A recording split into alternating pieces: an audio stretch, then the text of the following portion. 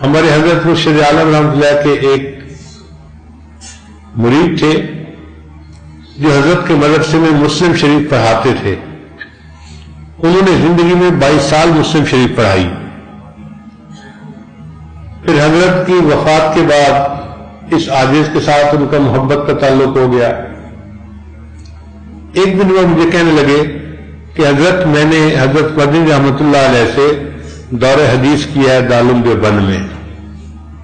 وہاں ایک واقعہ میں نے اپنے استادوں سے سنا, میں آپ کو وہ سنانا چاہتا ہوں. میں نے کہا ضرور سنائیں.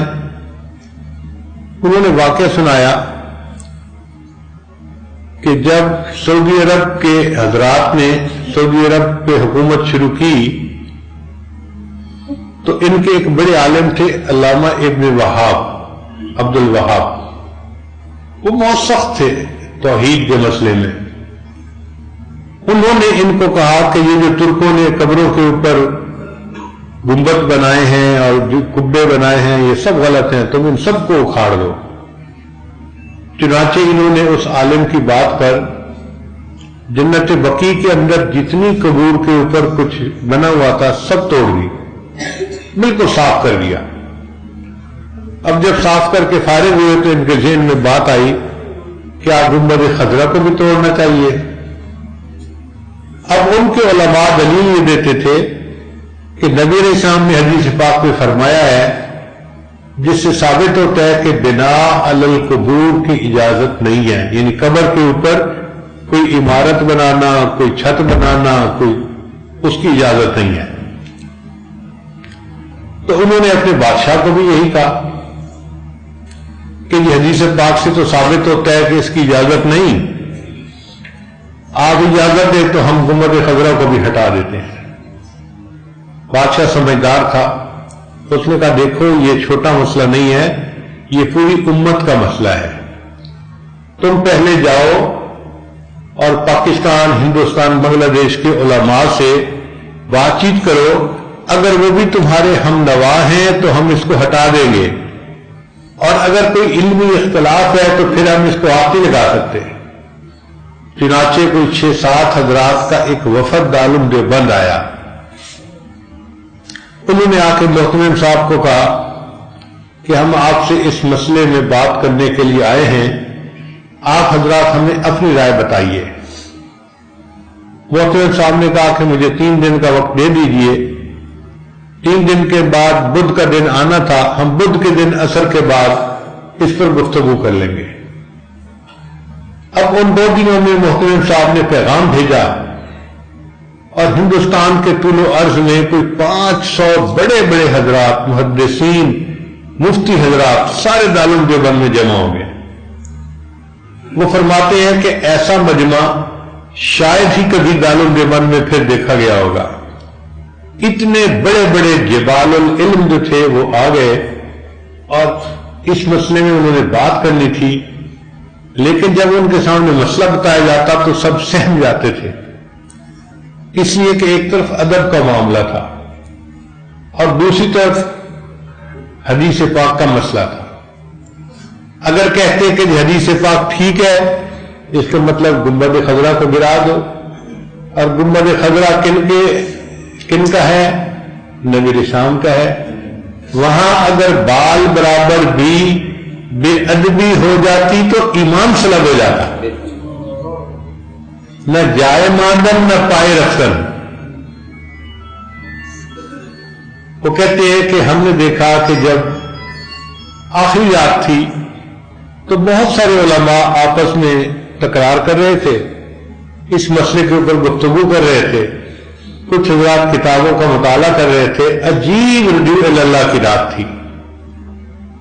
جب بدھ کے دن عصر کی نماز کا وقت ہوا تو نماز کے بعد جو عرب علماء کا امیر تھا وہ کھڑا ہوا اور اس نے تھوڑی دیر گفتگو کی کہ بھئی حدیث میں یہ ثابت ہوتا ہے کہ بناء علی القبور کی اجازت نہیں ہے, تو ہم نے جنت بقیع میں تو قبروں کے اوپر جتنے جبے کبے بنے تھے سب ہٹا دیے. اب گنبد خضرا کا مسئلہ ہے تو ہم پوچھنے آئے ہیں کہ اس حدیث کے بارے میں آپ لوگ کیا کہتے ہیں؟ اگر اس حدیث پر کوئی جرح ہے تو بتا دیجئے, کوئی راوی مجروح ہے تو بتا دیجئے، کوئی ضعف آتا ہے کسی طرح سے تو بھی بتا دیجئے، اور اگر یہ حدیث بالکل صحیح ہے اور نص سے قطعی ہے تو پھر تو ہمیں اس پر عمل کرنا ضروری ہے۔ اب یہ بات کر کے تو امیر صاحب بیٹھ گئے، جواب دینے کے لیے کوئی کھڑا نہیں ہو رہا تھا۔ کہیں کہیں سے سسکیوں کی آواز آ رہی تھی، علماء رو رہے تھے، یا اللہ ہم اس کا کیا جواب دیں۔ کوئی 1-2 منٹ توقف کے بعد حضرت اقدس تھانوی رحمۃ اللہ علیہ کھڑے ہوئے، آپ نے خطبہ دیا اور خطبہ دے کر فرمایا کہ الحمدللہ اللہ نے اس مسئلے میں مجھے شرح صدر عطا فرما دیا۔ سب لوگ حیران ہو کے سننے لگے کہ حضرت کیا فرماتے ہیں۔ انہوں نے پوچھا جی حدیث کے بارے میں آپ کیا کہتے ہیں؟ حضرت نے فرمایا حدیث بالکل صحیح ہے، کوئی کہیں سے ضعف آتا ہے نہیں آتا، کسی راوی پہ جرح ہے بالکل کوئی جرح نہیں ہے، حدیث سند متصل والی ہے اور بالکل ٹھیک ہے۔ جب حضرت تھانوی نے یہ فرمایا تو عرب عالم کہنے لگا کہ اس کا مطلب یہ ہے کہ ہم جا کے پھر گنبد خضرا کو گرا سکتے ہیں۔ حضرت تھانوی نے فرمایا نہیں، تم گنبد خضرا کو نہیں گرا سکتے، یہی تو مسئلہ ہے جس میں اللہ نے مجھے شرح صدر عطا فرما دیا۔